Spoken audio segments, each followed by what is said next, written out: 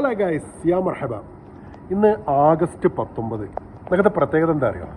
ഇന്ന് world photography day ആണ്. അതേപോലെ തന്നെ ബ്ലൂ മൂണ് പ്രത്യക്ഷമാകുന്ന ദിവസങ്ങളിലെ ഫസ്റ്റ് ഡേ ആണ്. UAE-ലുള്ളവർക്കും ബ്ലൂ മൂണ് അടുത്ത 3 ദിവസങ്ങളിൽ കാണാൻ പറ്റും. ഇത് കണ്ട, ഞാൻ റൂഫ് ടോപ്പിലെ പൂളിൽ കുളിക്കാൻ ഇറങ്ങിയതാണ്.